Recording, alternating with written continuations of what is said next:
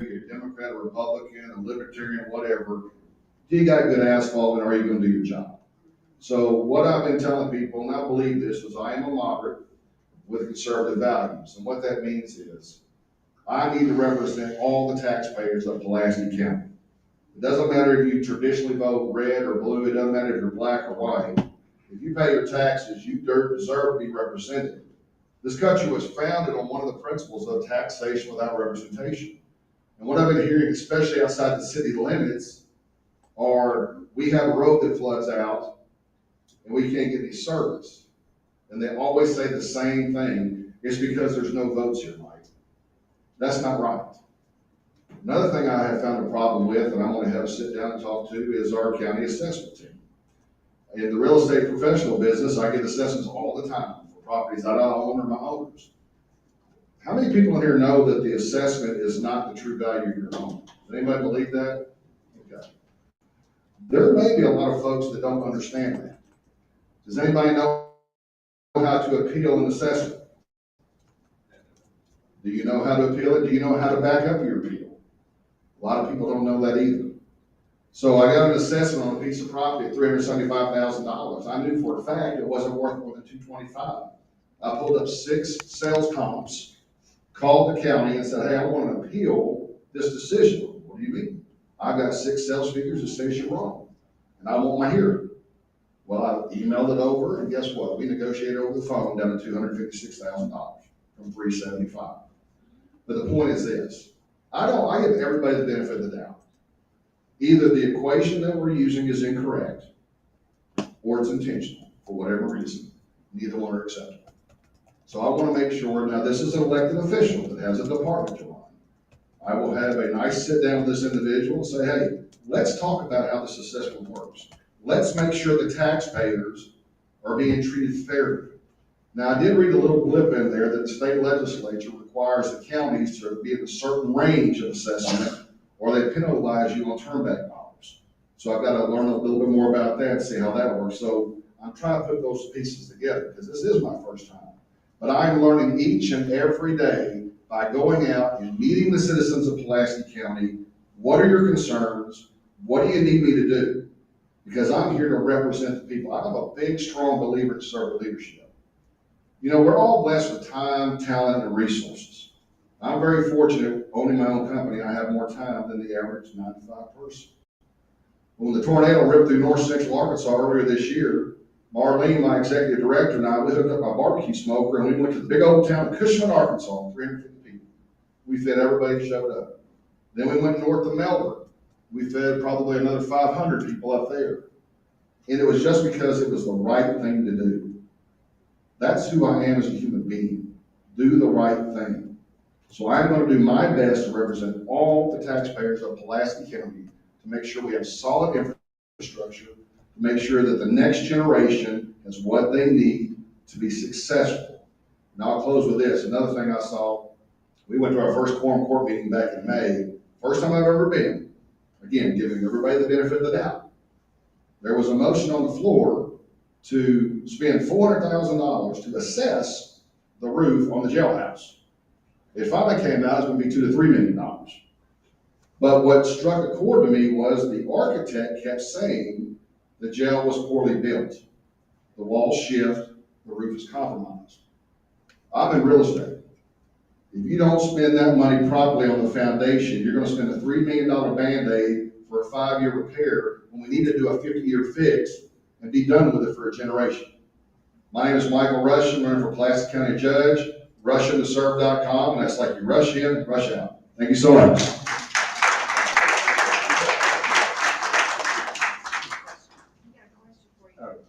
Questions? Oh, here, 3. Oh, okay. Yes, I cook the best barbecue in Central Arkansas. I already know that. You know that. He and I worked, we did a thing when everybody's trying to defund the police. I decided to do a free cook for the Sherwood PD where we live. And you were there in a Uncle Sam outfit. I'm like, who is this character?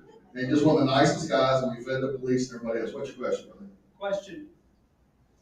If you're elected, would you try and pressure the state legislator to automatically freeze the assessment on people once they turn 65 versus them have to go to the clerk's office and request or do it online to have it frozen. Because if you're 80 years old, your assessment has continued to go up for 15 years, unbeknownst to you more than likely. Right. Make a note of that, please. Well, we've got a future state senator here, future House of Representatives, but I agree with you that once you hit 65, you shouldn't have to pay any tax. I mean, my parents, when my dad's passed on, my mom's 75. And the fact that you've done your due diligence, you've paid your taxes all these years, my gosh, you're supposed to get a break. And so I don't know what authority I would have. Again, I'm learning the system, but I do know people that may be in the legislature, and that is something we're going to sit down and talk about and see if we can't get that done. Just the fact to have it frozen, it will not automatically freeze unless you request it. Right. And I agree with you because it's obviously your DOB isn't everything. And when it hits, it can't be that hard to have a trigger in the computer system that says, okay, you turned 80, it drops and quits paying. That should not be hard. Any other questions?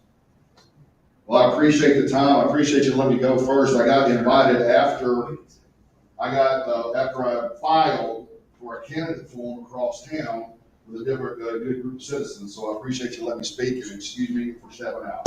All right, thank you for that. Up next, our next speaker will be Conduit News, Jenny Lauren. She's going to give a presentation, I believe. So back over to her.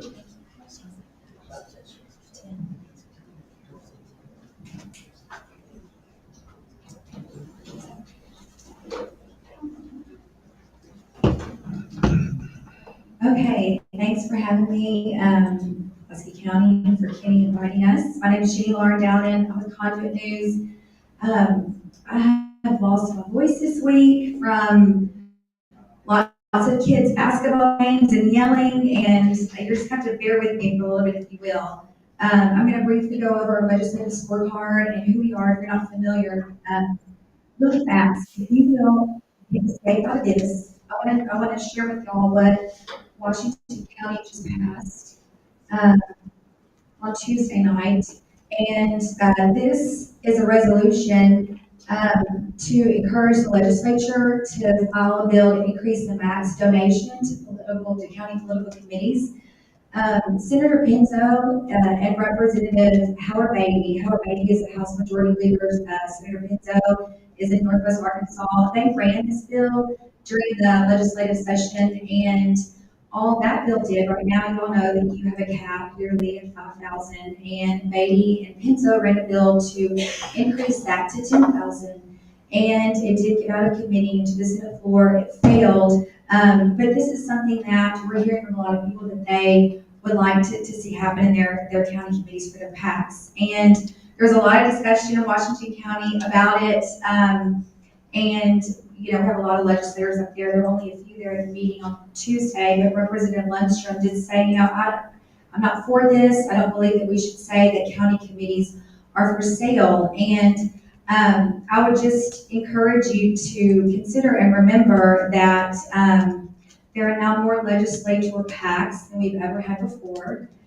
We have legislators running unopposed and still holding fundraisers, and we know that it's, they can do this. They then give that money to other legislators and races. They've also passed legislation to raise the cap for their own political contributions. And they also passed legislation that allows them to keep that money that was donated and raised for personal use. And I found this really interesting. There's only one campaign manager who's not also a lobbyist. And, these campaign managers get people in office and then they go lobby for legislation. And I don't think that Representative Lundstrom or anyone else would say that their vote is for sale, would you? So I think that we can certainly say that about the county committee, especially considering they only work on the local level. All right, let's get to the scorecard. Just a little bit about Conduit. Go back to. I know. Here we go. I'm going to kind of breeze through some of this stuff. If you want to learn more about us, go to our website. But Conduit for Commerce is here to basically help small businesses and unleash economic freedom.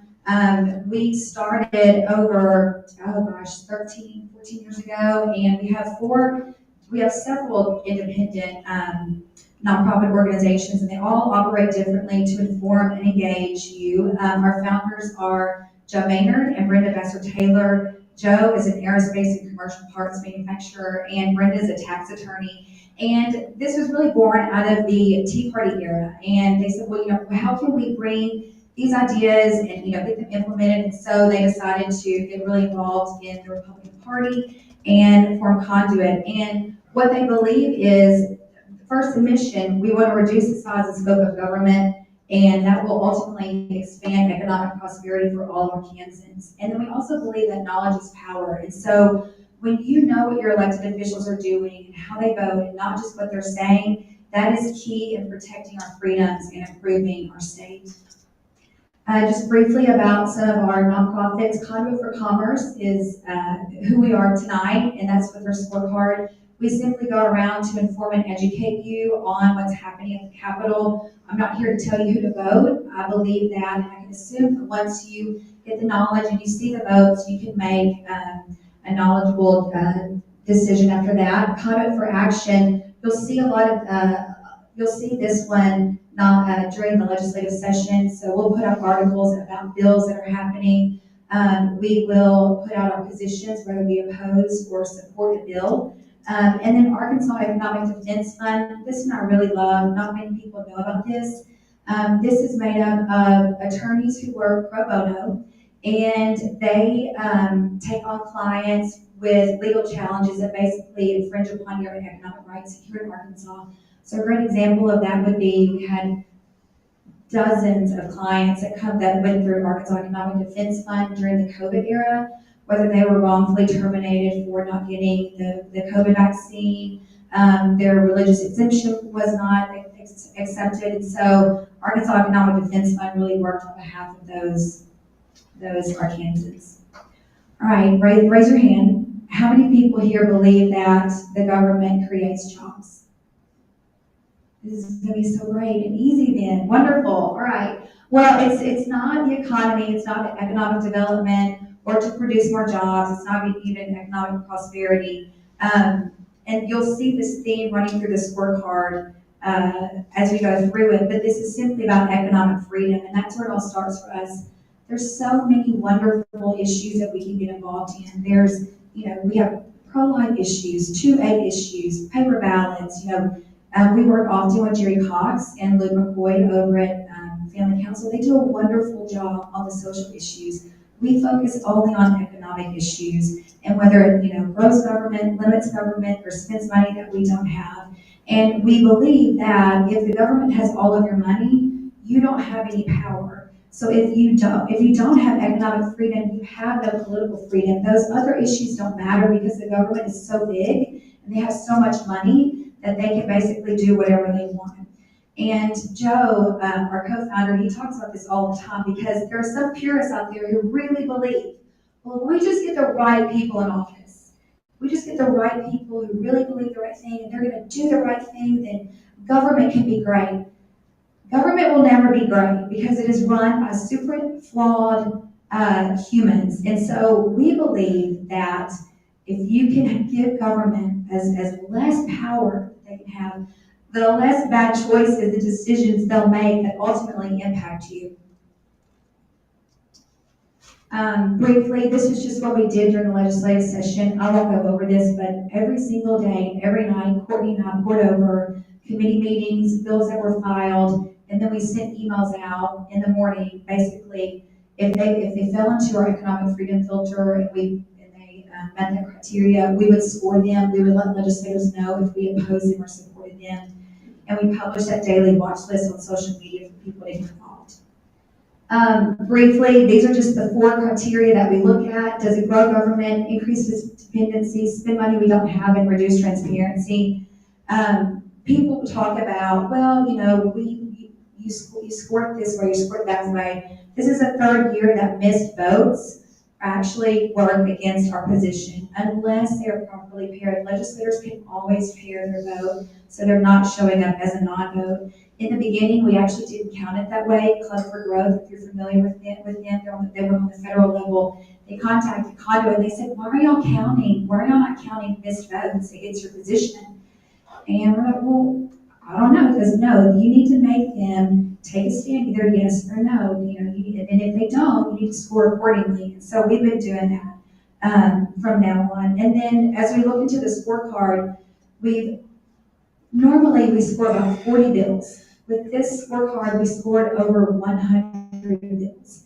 And the reason we did that was because there were so many that affected you economically, with limited government, personal property rights, and we just couldn't let them go by. And so what we did, we actually then put all of these bills that we pulled that fell into that economic freedom filter, we put them into categories. So as you're looking through, I hope that you see a picture of, okay, here were 11 appropriation bills that grew government. Here were 12 bills regarding economic development that uses your taxpayers to give to their friends. So I want you to be able to see that, really what the main focus was of this legislative session. It was to grow the size and scope of government. It is to spend money that we don't have. And we scored all of our bills from 1 to 3. 3 is a top-weighted bill. These are just an example of some of the top-weighted bills. SJR 15, that's going to be on the ballot in November as a constitutional amendment. You will want to read up and learn about that. That is nothing but corporate welfare districts created in towns, and basically using your tax dollars to give to their friends, or picking winners and losers with our money. And so you feel free to ask me about that later. Normally I dive into it, but I'm not going to do it tonight. There's also another one. It was House Bill 1802. Basically, this one gives up to $500,000 to entities who simply try to recruit people to move to Arkansas for jobs. And a lot of times, these people that are moving already have jobs. And so that's just another way, to spend your tax dollars in a means that doesn't need to happen. We also, Arkansas has talked about being a jobs magnet. If that were really true, there would be no need for extra forces to draw businesses here. They would come because of economic development, a strong workforce, and of course a tax and business friendly environment. Let's get rid of that one. So I won't go into all of these, but you can see as you're looking at the scorecard, here are bills that talk about the size and scope of government. 37 bills were scored that either increased or decreased the size of government. Below were 7 of those bills that are subdivided into economic development.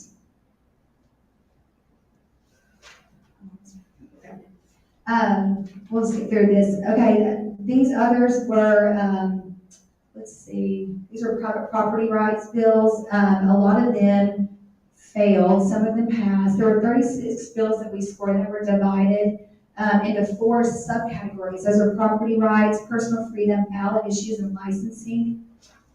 And we go into all of this in our scorecard. Just keep going. Go back to the slide right before. This is a great quote, and I think probably some of you are familiar with this. This talks about guided by lobbyists and special interests. The people who often write the bills will put on a wonderful name on the title, and it's actually not what's in the language of the bill. And I think a great example of this past legislative session was Senate Bill 307. That was called the Generating Jobs Act, and it had a really tough time getting out of the Senate. But if you remember, that law now amended public utilities, and as many people warned during the legislative session, what we're seeing now, that shifts those costs to consumers while at the same time reducing oversight for those companies. These are all spending bills. Basically, just remember that we don't have a revenue problem. We have a spending problem, and that's what we see in the Arkansas legislature. Let's see. These are transparency. This is the very last category. We supported 11 of the 18 transparency bills. We have 8 listed here below. One that I do want to focus on is it on this one? I think it's on a different page.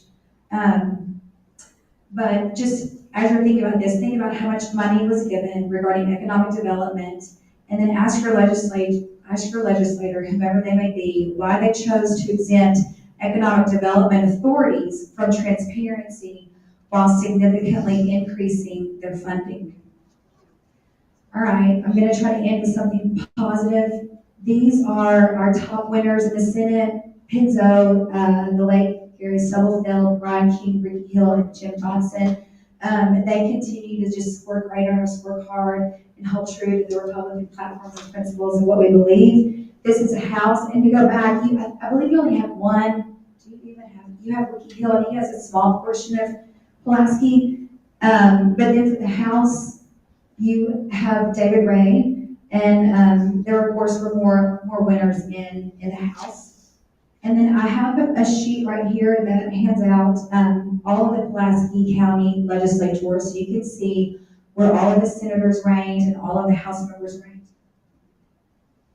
And I do want to go back really fast to the Pulaski County. In blue are your Democrats. In red are your Republicans. And then, of course, number 1 indicates the highest score, and 100 is the lowest score.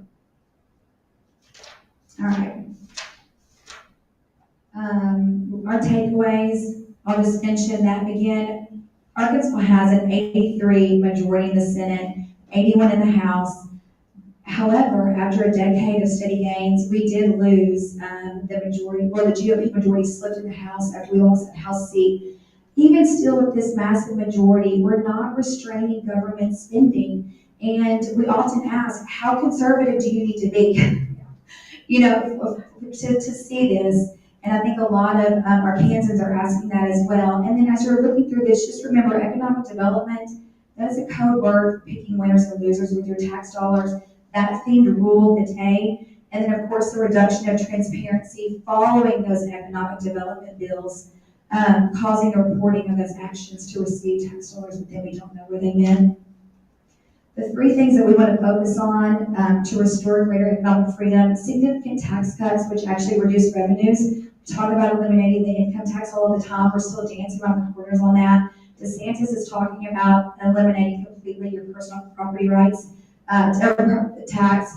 And, we just keep saying, well, we're just going to do a little bit here, a little bit there, and we're going to be responsible about it. No, it's time to be aggressive and really do what you put on your flyer. We also want real caps on government growth, and then everyone knows that good bills die in committee, and a lot of times there's no recorded votes on that, and so we want recorded votes in committee. And then lastly, if you're not following Conduit News, you can find us on Facebook, Twitter, Instagram. Our website is conduitnews.com. And then, of course, we are a nonprofit. Everything that we do, everything we print, it's in-house, and it's just strictly from funds that are giving to these nonprofits. And so even if it's a $5 a month donation, of course, that means so much. And so these are ways that you can help. All right, I try to go as fast as I could. Question. Yes. When your scorecard somebody, do you score when they vote just present? No, we don't. So, and you'll see in the scorecard, it's either blue or gray. You'll see.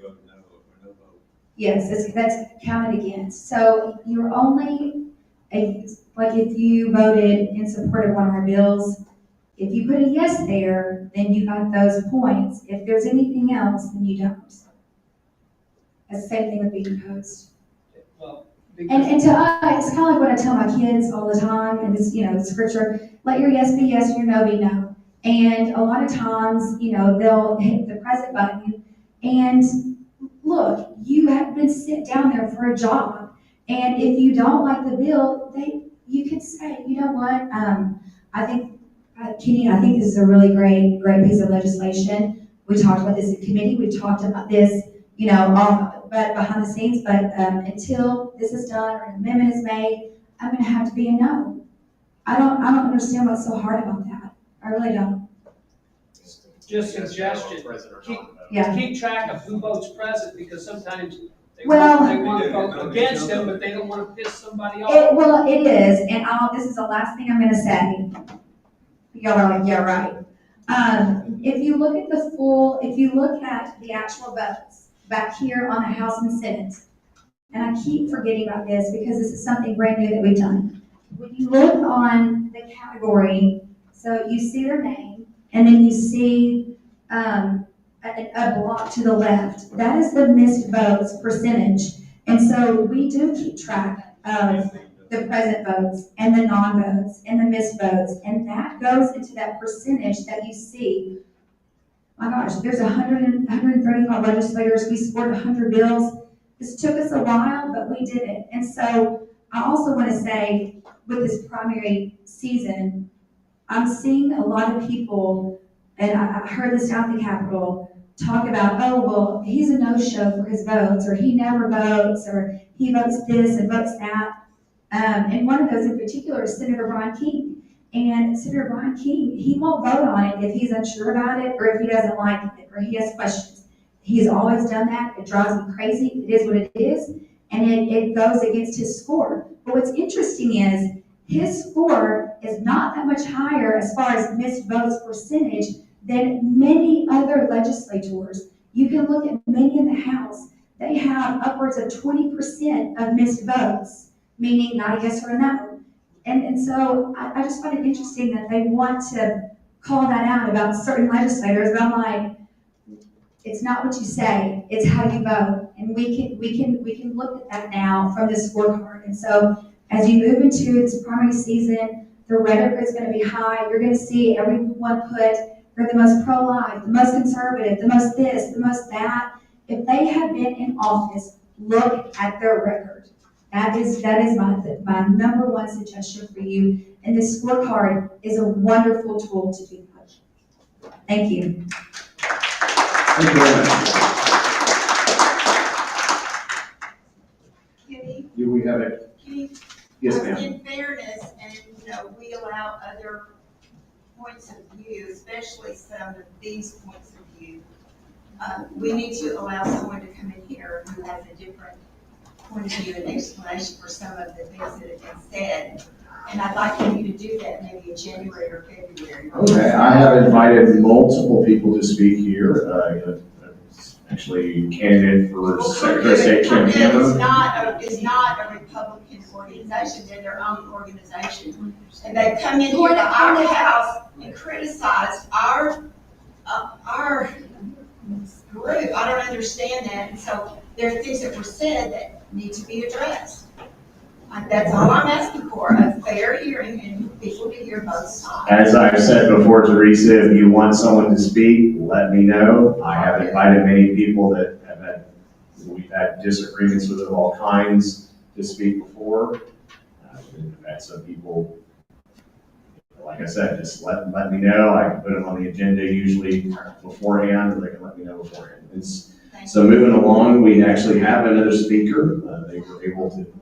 We're going to go ahead and let them speak. He is a candidate for Arkansas Senate, I believe, for Pulaski County. And so we're going to let her come up here and speak. I'll be short. Go ahead. You have about 10 minutes or so. I will not take 10 minutes.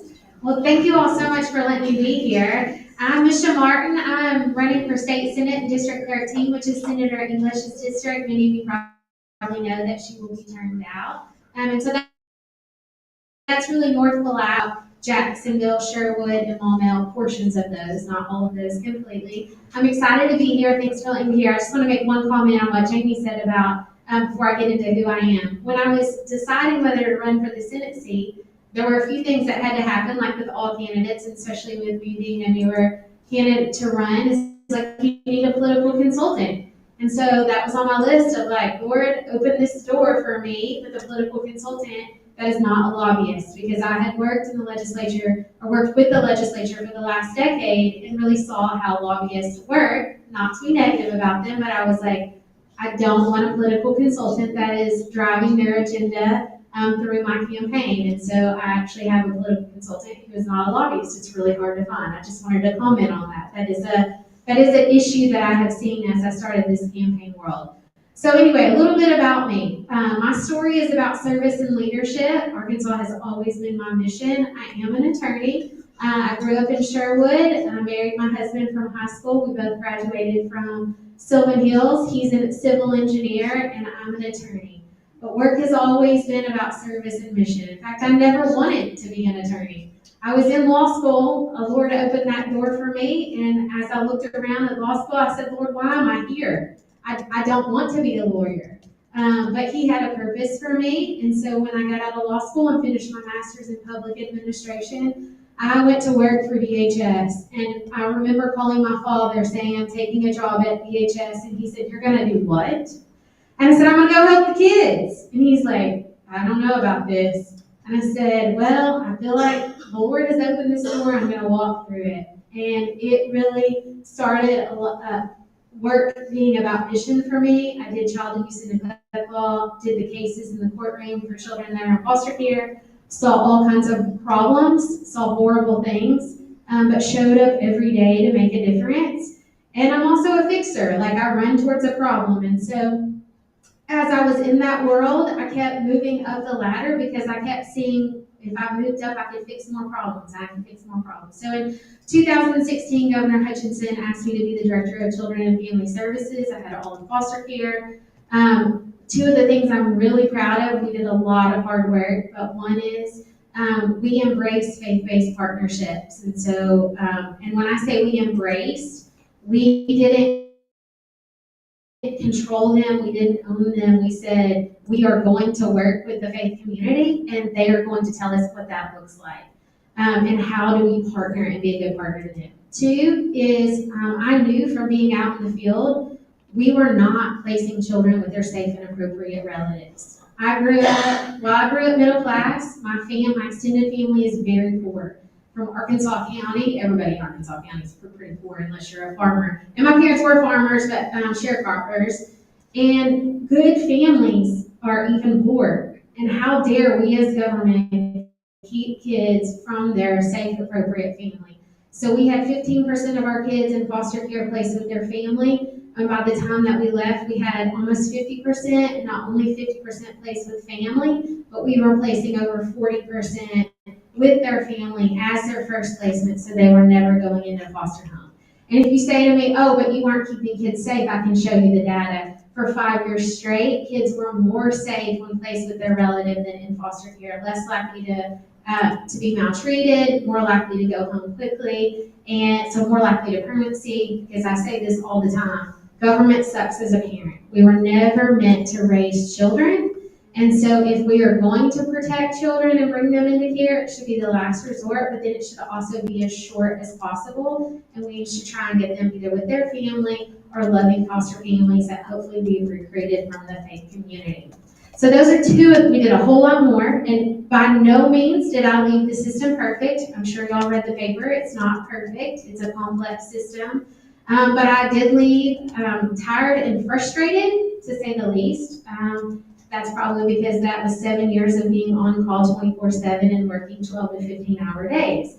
But when I left to go home to take care of my twin boys who are 14, I still had a burning passion to make a difference. And I knew this state, while we had made improvements in foster care, we were failing at other programs. Programs that we are spending a lot of money on with little results. And so we really need in our state a senator who understands children and family programs, that does not want to expand welfare, but make sure that the programs that we are funding in generational cycles of dependency.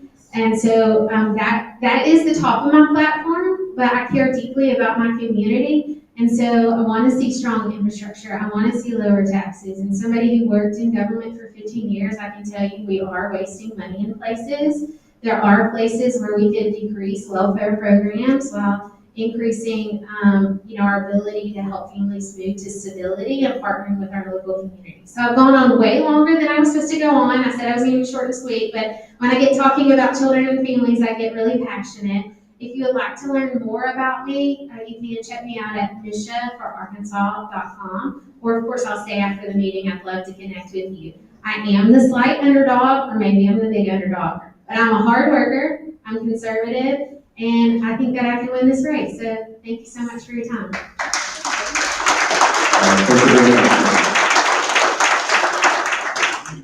This concludes my work. our guest speakers. We do have some new business.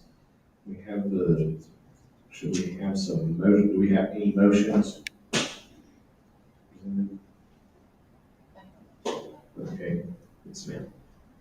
Yeah, so a motion was made last month to have our Christmas party for December instead of having a meeting. So I sent out an email and told you guys, and it looks like pizza is winning, but the options are having pizza at US Pizza in Hillcrest and paying, it's gonna be about $15 a person. And we'll order pizzas ahead of time so we're not waiting and all that kind of stuff. Or having potluck here. I will say this, and we're gonna take a vote, but before I say anything about the vote, if you vote for potluck, then I also want somebody to volunteer to organize that, because it's not me. So if you wanna, that's my motion. Let's make a motion to, I'm not really good at motions, but you wanna make a motion to have pizza, how do I do that when there's a dual purpose? You first want to make a motion whether or not to have pizza or a potluck, and then from there, you would based on that vote, then you get a second motion to, within that, to have another motion based on it. So pizza and potluck should be the first. I think Teresa has a thought. Didn't you already do a survey and the survey said pizza? Well, I did a poll, but I said I'd take a It vote wasn't an tonight. official vote. It wasn't official, so if I'm voting and have say, but, okay, so I guess the motion is to. Point of information, help we me. need to, we need to make sure that, we can spend up to a certain dollar limit out of. Oh, that's out of right. the committee funds in case we don't have as many people come to cover the cost. Make a motion, to spend up to, what was the number, $700? $700 something. It was for 60 people to come, and so if we don't have 60 people, we're gonna have to pay with a lot of some of the committee funds. So I would suggest a motion to spend up to $700, but, the committee members who come will be charged $15, and that should offset the cost. Okay, but do we have to first start and say pizza or potluck? Well, I mean, if the motion fails, then we'll do potluck, right? Okay, so the first motion should be pizza or potluck. I would just say, vote on pizza. Okay, so Julie just made a motion to have, for the Christmas party to be held what date again? December 18th. December The next regular 18th. meeting date. At the regular at 6 p.m. to be a pizza party. And if not, it would be a potluck. If someone actually has a second motion. To spend up to $700 and charging committee members $15, which would offset the cost we would not spend. Okay, so If somebody can reword that, that's great. So the motion on the floor is to have a pizza party and to spend up to $700, but charge $15 per attendee. That is the current motion on the floor. It requires a second. Okay, it has been seconded, and just any discussion? Okay, seeing none, we'll go ahead and go for a vote. So we'll voice vote. All in favor of doing the pizza party, say aye. Aye. All opposed? Ayes have it. The pizza party is done. Congratulations, your motion is passed. We got it. It took us a while, we got it done. All right. Pardon me, so that means there'll be no business conducted, it's a party? No. Is that right? Yeah, no, wait. Well, Okay, so one thing I do want to bring up, and Teresa, you and I kind of talked about this, but, so it's come up that there might be an opportunity for a little bit of further filing, and there might not be.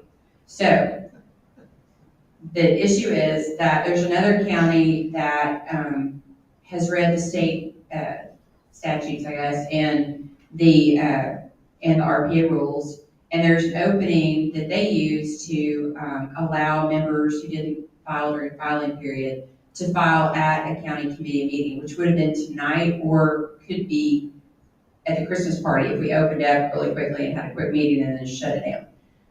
And so what that means is you could come, it can't come anytime, it has to be at a meeting. But you could file your paperwork, get it notarized, pay your fee, and then Drew is checking into this to make sure it's all, correct, because this was kind of new.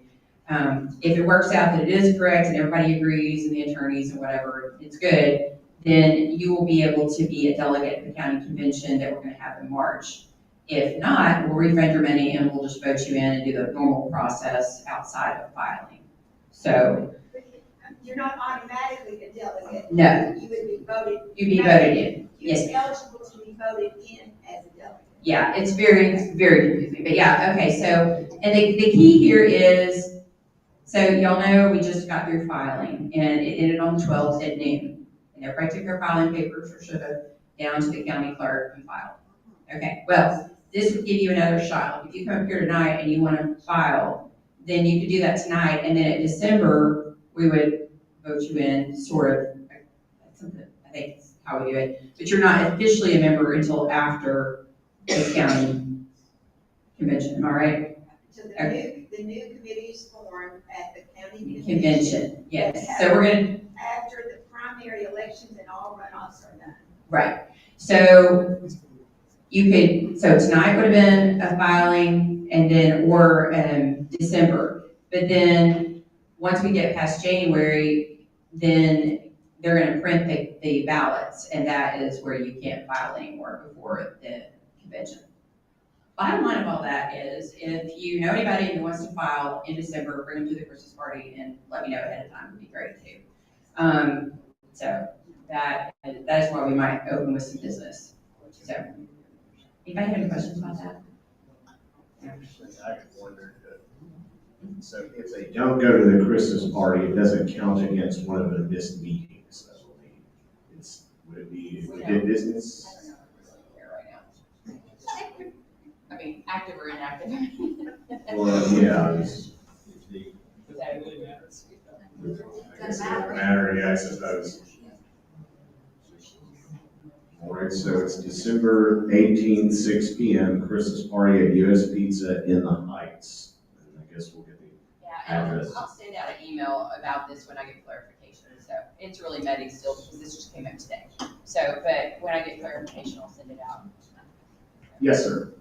Just for long-term thinking, I would like to see a law saying that if you were running unopposed, any campaign donations were taxed as ordinary income. Okay, Something to think about. all right, thank you for that. It's interesting and good idea. We do have another issue. In January, we have our third vice chair has resigned, so we have an open position. We will have an election for that position in January. There's at least one person who's expressed interest in running for that. And so, I'm sorry, he was the second vice chair. But that will be on the agenda for the January meeting. January, which should be the third Thursday of the month. Will be our next meeting. So I want to make people aware of that. Are there any other motions or resolutions? Any announcements of any of our Christmas parties or anything else coming up? Thanksgiving's next Thursday. Seeing none, make a motion to adjourn. I move to adjourn. Second. Second, all in favor say aye. Aye. We are adjourned.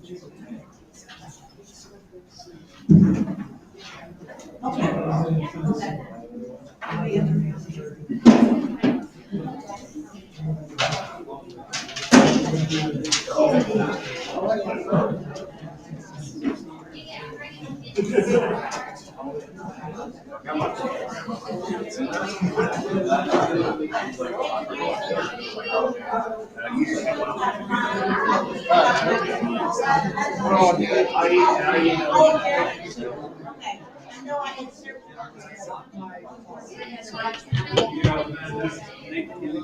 Sure. All right, folks. Well, that concludes this meeting. Had a lot of guest speakers, several people running for office. Mishka Martin for Arkansas Senate, Mike Russian for Pulaski County Judge, and Conduit News, not the same order. They gave a report. That's pretty much all there is to do right here. You can follow me at Just the Right Angle. Yahoo.com on this is my email address. I'm on Twitter, Kenny_NLR. Truth Social, keep Arkansas legal. Gab, keep AR legal. I will try to post more stuff. It's interesting to talk about somebody has able to pick a campaign manager that is not a consultant. Usually that's an interesting issue that came up. Congressional scorecard's another issue that came up. But as you can see, they're folding up tables, so I'm going to need to get out of here. Thank you all for tuning in. Share this with others. Find out what's going on in your county committee. As mentioned before, earlier this Tuesday, there was a defeat of several tax increases, and one of them was in Sherrod. This county committee helped in doing that. So good job for y'all. All right, y'all have a good day. Remember, when the righteous rule, the people rejoice. When the wicked rule, the people groan.